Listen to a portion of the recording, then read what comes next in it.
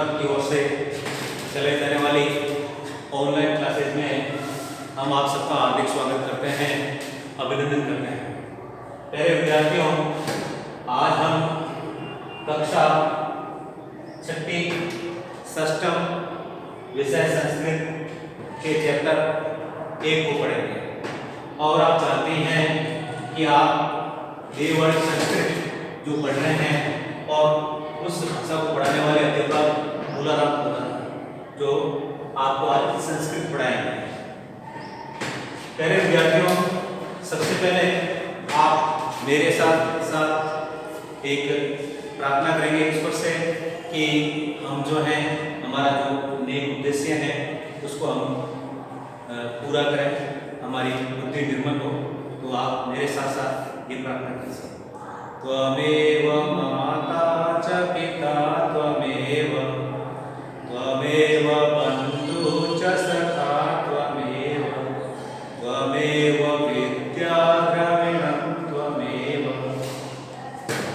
अस्तो मा सद्गमय तमसो मा ज्योतिर्गमय मृत्युर्मा अमृतं गमय। हे माता, आप हमें अज्ञान से ज्ञान की ओर, मृत्यु से अमरता की ओर और अंधकार से प्रकाश की ओर ले जाएं। इसी से आज हम हमारे इस अध्याय की शुरुआत करते हैं। पहले विद्यार्थियों, आज हमारा पहला अध्याय है पुनरावृत्ति। पुनरावृत्ति पुनरावृत्ति। प्यारे विद्यार्थियों, कक्षा 5 में आपने जो पढ़ा है उसी का आज हम रिवीजन करेंगे, उसी का हम दोहरान करेंगे। इसका शीर्षक है पुनरावृत्ति। पुनरावृत्ति शब्द जो है पुनर्धन आवृत्ति से बना है, जिसका होता है फिर से आना ऑब्लिक दोहराना। तो प्यारे विद्यार्थियों, शुरुआत करते हैं। जैसा कि आप जानते हैं कि देववाणी संस्कृत भाषा जो है जिसे आज हम पढ़ने जा रहे हैं, आपको पता ही है कि संस्कृत की वर्णमाला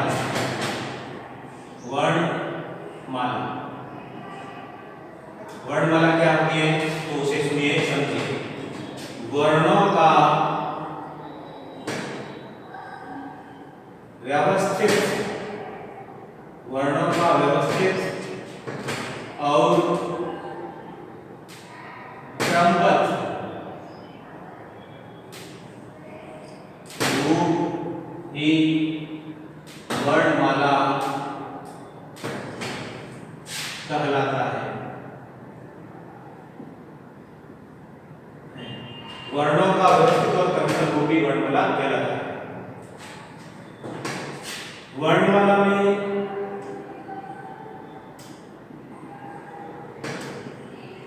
दो प्रकार के वर्ण होते। नंबर 1 स्वर वर्ण, नंबर 2 व्यंजन वर्ण। जैसा कि आप जानते हैं कि संस्कृत भाषा में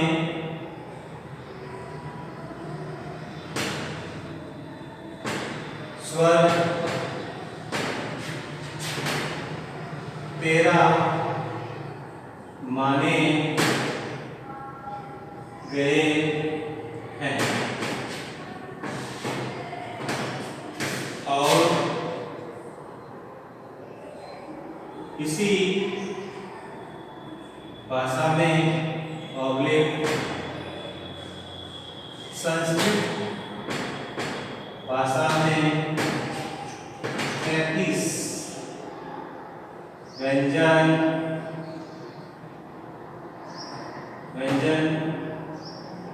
होते हैं।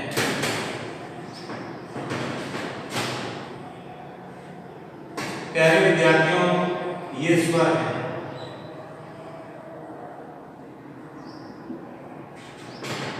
अ, आ, ई, उ, री,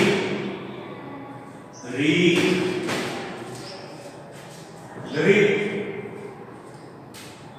ए, आई, ओ, आओ। ये 13 स्वर है। 1 2 3 4 5 6 7 8 9 10 11 12 13। ये 13 स्वर है। इसी प्रकार से अब हम व्यंजन के बारे में देखेंगे।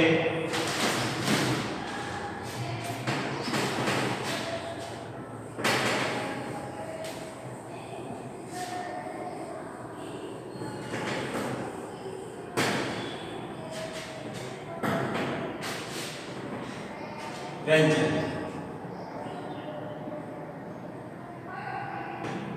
जैसा कि आप जानते हैं, व्यंजन वे वर्ण होते हैं जिनके उच्चारण में स्वर की मदद ली जाती है। तो परिभाषा लिख देते हैं।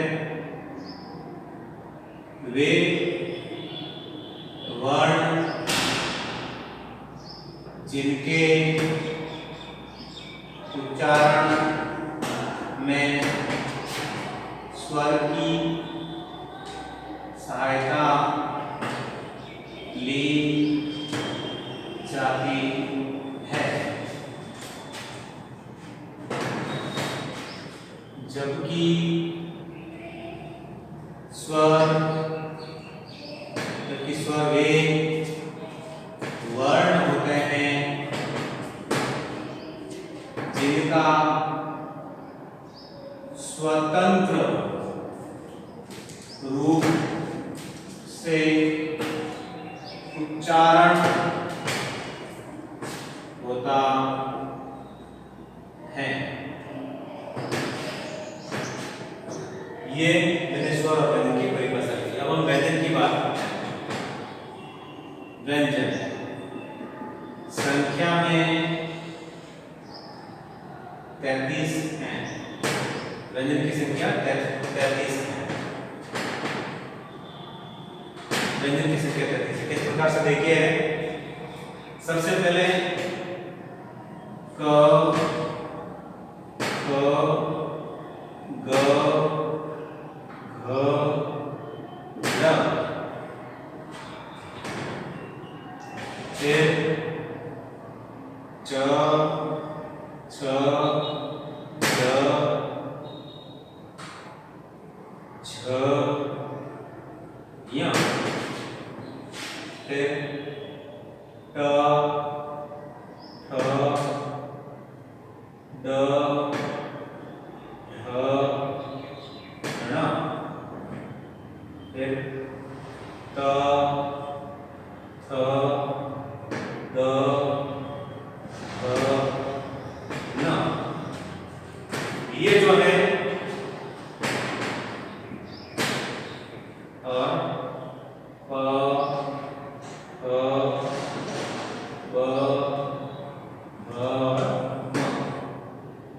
ये हो गए 25, यानी कि ये 5 और 1 2 3 4 5। इसी प्रकार से 1 2 3 4 5, 5 × 5 बराबर 25। ये 25 वर्ड जो है स्पर्श व्यंजन है। स्पर्श व्यंजन है। स्पर्श व्यंजन का मतलब क्या होता है कि इनका हम जो उच्चारण करते हैं 25 वर्णों का, तो हमारी जीभ जो है वह मुख में कहीं ना कहीं स्पर्श होती है, जिसको अंग्रेजी में कहते हैं टच होती है। अतः इन 25 व्यंजनों को स्पर्श व्यंजन कहा गया है। आप इसको ये कह सकते हैं, ये क का वर्ग है, क का वर्ग, ये च का वर्ग, ये ट का वर्ग, त का वर्ग और प का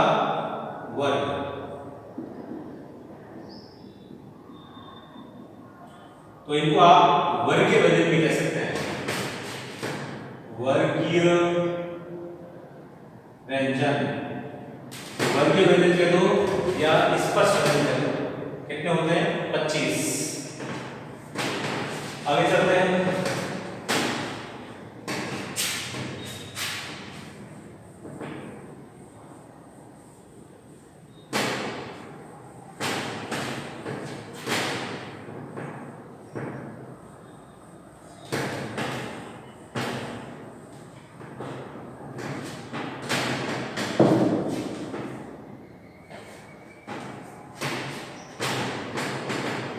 अंतस्थ,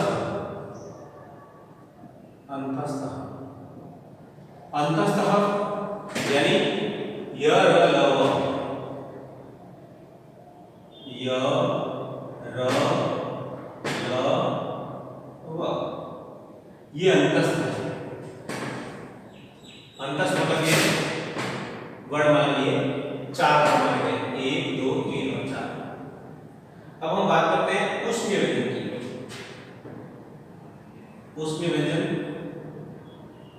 स स स और ह, ये हो गए ऊष्मीय। ऊष्मीय क्यों? ऊष्मीय व्यंजन मतलब समझिए, ऊष्मीय शब्द बना है ऊष्मा धन ई प्रत्यय से।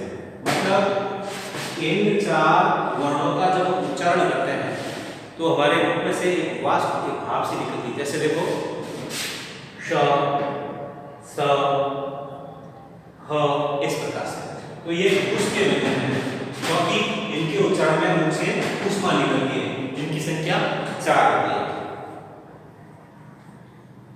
अब देखो इसी प्रकार से अयोगवा, अयोगवा, अयोगवा वर्ण 2 है, अयोगवा वर्ण 2 है। कौन से हैं?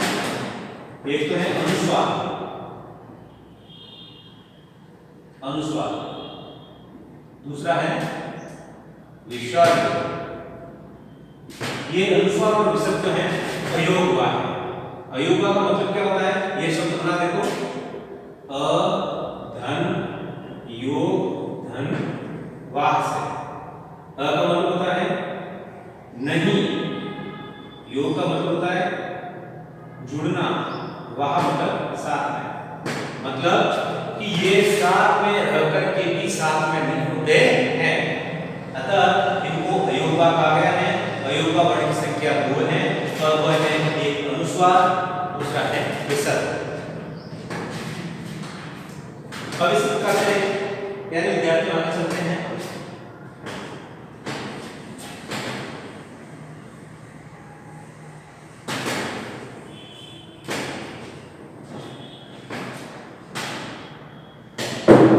संयुक्त वर्ण, संयुक्त वर्ण जैसा कि नाम से पता चलता है संयुक्त मतलब जुड़े हुए हैं। समधन युक्त शब्द बन गया संयुक्त। तो जिसमें वर्ण आपस में जुड़े हुए हो ऐसे वर्णों को कहते हैं संयुक्त वर्ण। अब संयुक्त वर्ण कौन कौन से हैं देखिए।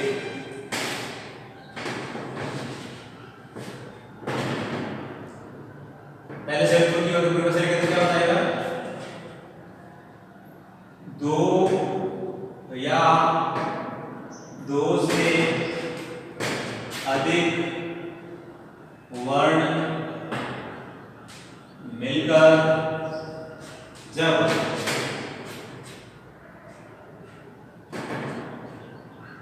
नया वर्ण बनाते हैं तो उसे संयुक्त वर्ण कहते हैं। तो देखिए जैसे श,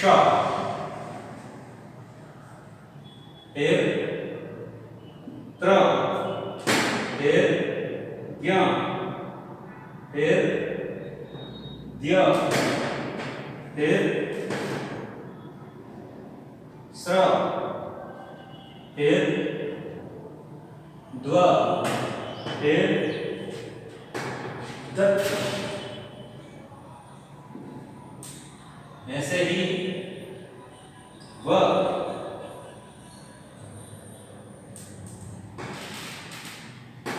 ऐसे ही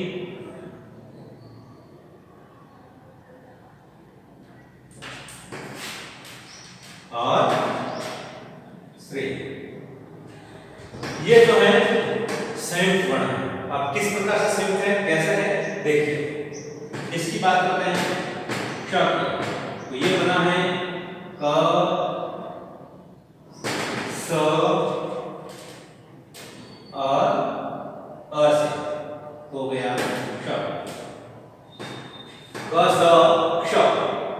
इसी प्रकार से प्र बना है त, र, अ से, हो गया प्र। इसी प्रकार से ज, य, अ से बना है ज्ञ। ऐसे ही द, य, अ से बना है द्य।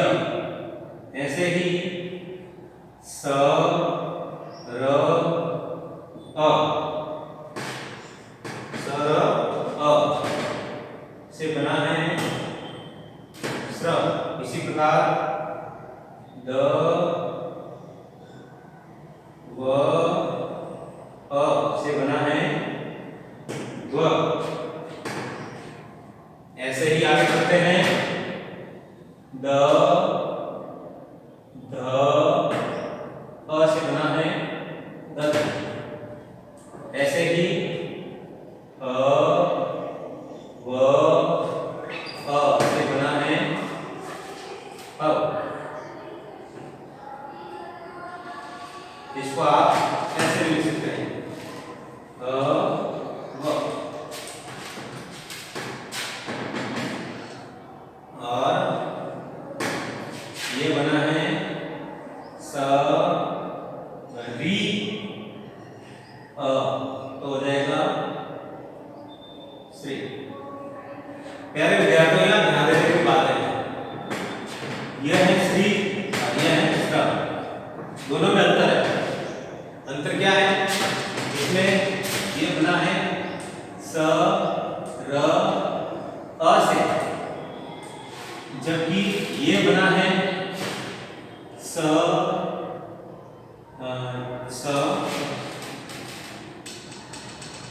री, र नहीं है, री है, री, धन, अ से। तो ये अंतर है इसमें दोनों में।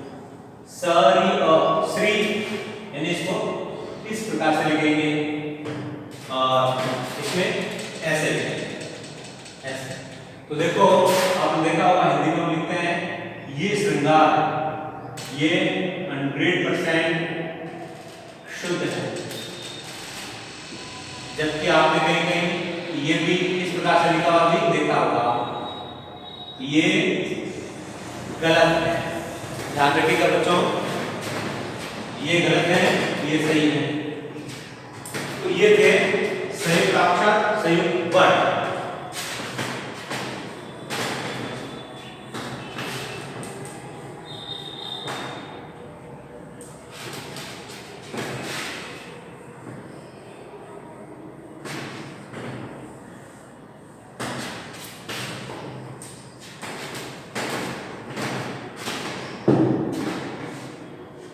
अब आगे चलते हैं वर्ण वियोजन। वर्ण वियोजन और वर्ण संयोजन। शब्दों के मीनिंग समझ लो। वियोजन मतलब अलग अलग करना, संयोजन मतलब जोड़ना। संयोजन का होता है जुड़ा हुआ, वियोजन मतलब अलग अलग अलग हुआ।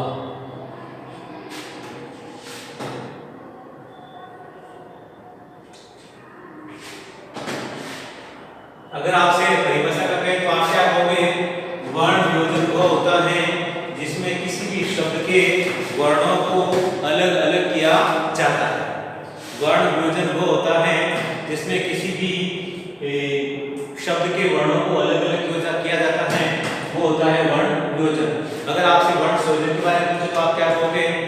जो भी वर्ण अलग अलग हैं उनको जोड़ करके शब्द का निर्माण करना ही कहलाता है वर्ण संयोजन। उदाहरण देखिए, जैसे मैं लिख रहा हूं राम, राम, ऐसे वर्ग करते हैं परीक्षा,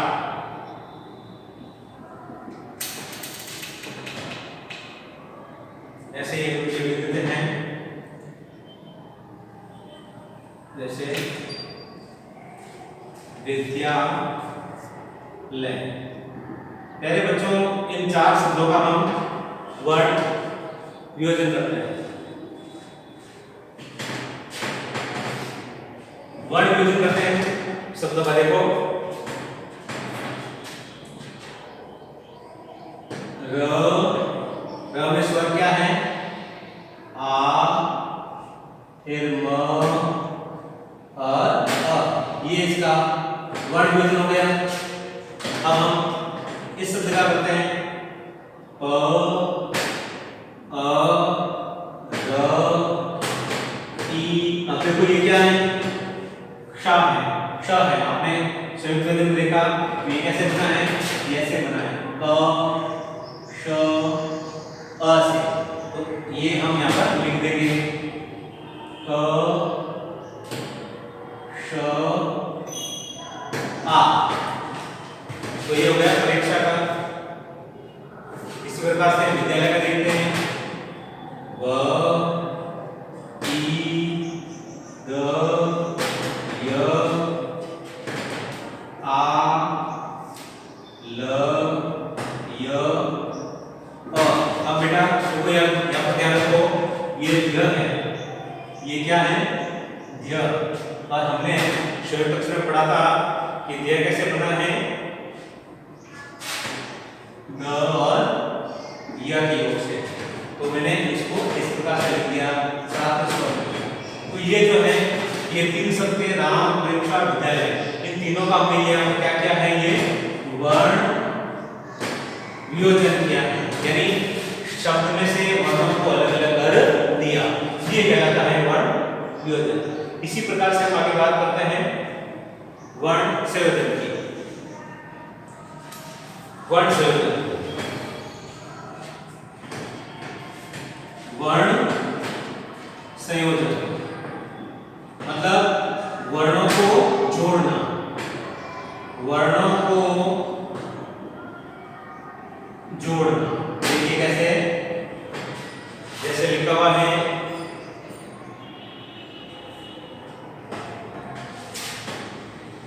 क, री, क, आ। ये सब अलग अलग है। इन सबको हम क्या कर रहे हैं? यहाँ पर जोड़ रहे हैं। तो क्या कहेंगे? वर्ण संयोजन। तो जोड़ने में क्या करना, कैसे जोड़ेंगे? क में री की मात्रा मिली, क्या हो गया? क्री।